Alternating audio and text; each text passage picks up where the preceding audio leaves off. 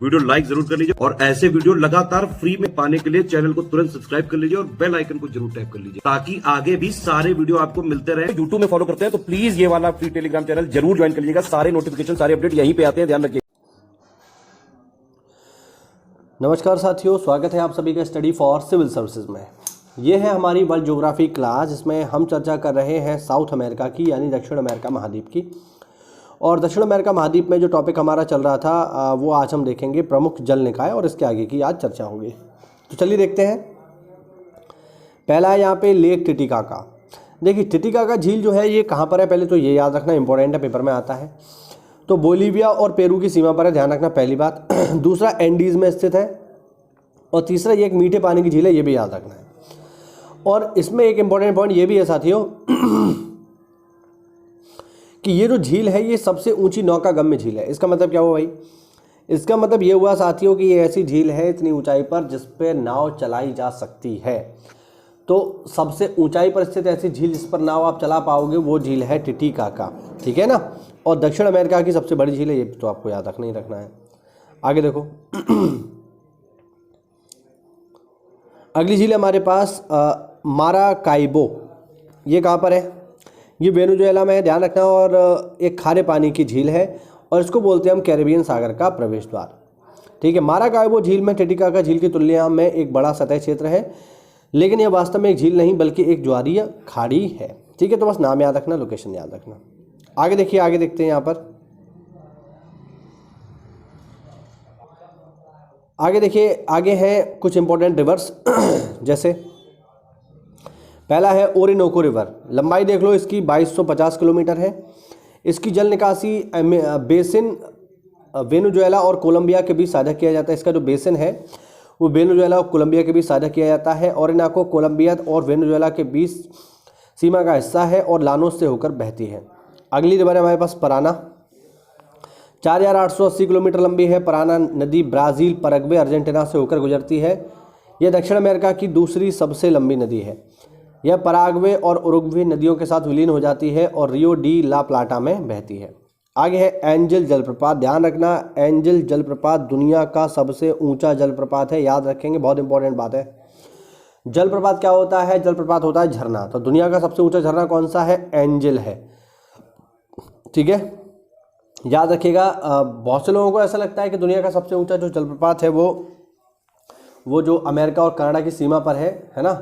उसका नाम अभी मुझे याद था बट मैं अपने दिमाग से मिस कर रहा हूँ, अभी मुझे याद नहीं आ रहा, लेकिन हाँ आप लोगों को आए तो कमेंट में बताइएगा। अमेरिका और कनाडा की सीमा पर है नियाग्रा, हाँ जी नियाग्रा वो है, बट ऐसा नहीं है, ये सबसे ऊंचा है एंजल। आगे देखो, आगे है माचू पिच्चू। माचू पिच्चू 15वीं सदी का एक गढ़ है जो दक्षिणी पेरू के पूर्वी कार्डिलेरा में स्थित है। माचू पिच्चू यूनेस्को का विश्व धरोहर स्थल है और विश्व के 7 अजूबों में शामिल है। आगे लापाज। लापाज बोलीविया का दुनिया का सबसे ऊंचा राजधानी शहर है। यह समुद्र तल से 3500 मीटर ऊपर है। आगे देखते हैं। आगे ड्रैक पैसेज।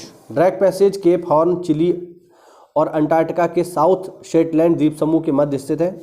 पछुआ हवाओं और हिमखंडों के हिंसक ठंडे झोंकों के कारण ड्रैक पैसेज के माध्यम से यहाँ नौका गमन करना घातक होता है। आगे है Puerto Williams and Beagle channel. Chile स्थित प्यूर्टो विलियम्स शहर के रूप में मान्यता प्राप्त किए जाने के बाद दुनिया का सबसे दक्षिणी शहर बन गया है। ध्यान रखना, दुनिया का सबसे दक्षिणी शहर कौन सा है? Puerto Williams. फिर है बीगल चैनल, टियारा डेल फियागो द्वीप समूह में एक जलडमरू मध्य है, जो कि कहाँ पर है? चिली और अर्जेंटीना के द्वारा साझा किया जाता है। आगे देखते हैं। आगे है इक्वाडोर। इक्वाडोर के बारे में बेसिक जानकारी लेते हैं। देखिए राजधानी है इसकी क्यूटो, भाषा है स्पेनिश।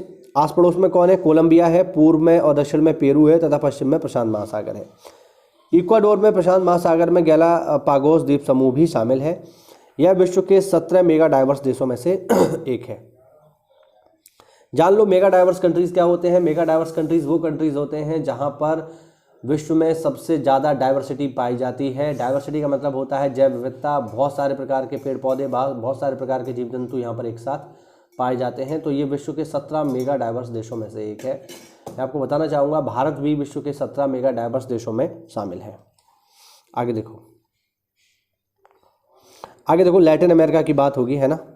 लैटिन अमेरिका जिसको हम बोलते हैं लैटिना। लैटिन अमेरिका पश्चिमी गोलार्ध का वह देश है जहां स्पेनिश, पुर्तगाली और फ्रेंच प्रमुख रूप से बोली जाती है। यह आमतौर पर दक्षिण अमेरिका, मैक्सिको, मध्य अमेरिका और कैरिबियाई महाद्वीपों से मिलकर साझा किया जाता है। इसको बोलते हैं लैटिन अमेरिका या लैटिना। आगे देखो, गैलापागोस द्वीप समूह। गैलापागोस द्वीप समूह इक्वाडोर में स्थित एक क्षेत्र है। इसाबेला और सांता क्रूज गैलापागोस द्वीप समूह के सबसे बड़े द्वीप हैं। गैलापागोस जीवों की अपनी अनूठी प्रजाति के लिए विश्व भर में प्रसिद्ध है। यहीं पर चार्ल्स डार्विन ने 1835 में महत्वपूर्ण टिप्पणियां की जिन्होंने उनके विकासवाद के सिद्धांत को आकार दिया। डार्विन ने द्वीपों को स्वयं में अलग विश्व के रूप में वर्णित किया। 1978 में द्वीप यूनेस्को की विश्व धरोहर सूची में शामिल कर लिया गया है। चलो आगे देखो, आगे देखिए साथियों, आगे है चिली। यह पूर्व में एंडीज तथा पश्चिम में प्रशांत महासागर के बीच एक लंबी संकरी पट्टी है। ठीक है, राजधानी और सबसे बड़ा शहर इसका सैंटियागो है, ये भी याद रखिएगा। भाषा क्या है इनकी? तो भाषा है स्पेनिश। ठीक है, भाषा इनकी क्या है? स्पेनिश है। यह उत्तरी रिंग ऑफ फायर में, यह पैसिफिक रिंग ऑफ फायर में स्थित है, ये भी ध्यान रखिएगा। ये कहाँ पर है? पैसिफिक रिंग ऑफ फायर में है। चिली विश्व के सबसे लंबे उत्तर दक्षिण में देशों में से एक है। ठीक है, और ज़रा बात करते हैं, इसको भी मैं अभी मैप पे भी दिखा दूंगा। उत्तरी अटाकामा मरुस्थल में अत्यधिक खनिज संपदा है, मुख्य रूप से तांबा और नाइट्रेट। आगे चुक्की का माटा, चिली का विश्व का सबसे बड़ा तांबे भंडार वाला नगर है। जलवायु की अगर बात करें तो जलवायु यहाँ की जो है, उत्तर में विश्व का सबसे शुष्क रेगिस्तान अटाकामा, केंद्र में भूमध्यसागरीय जलवायु, ईस्टर द्वीप में आर्द्र उपोष्णीय कटिबंधीय तथा पूर्व दक्षिण में अल्पाइन टुंड्रा और ग्लेशियर सहित एक समुद्री जलवायु तक फैली हुई है। स्थलाकृति अगर आप देखोगे तो दक्षिणी प्लेट में नाजका तथा अंटार्कटिक प्लेटों के सबडक्शन के कारण चिली एक अत्यधिक भूकंपीय और ज्वालामुखी और पैसिफिक रिंग ऑफ फायर का हिस्सा है। ठीक है, जरा मैं आपको अगर दिखाऊं चिली कहाँ पर है, तो चलिए एक मैप के माध्यम से आपको दिखाता हूँ।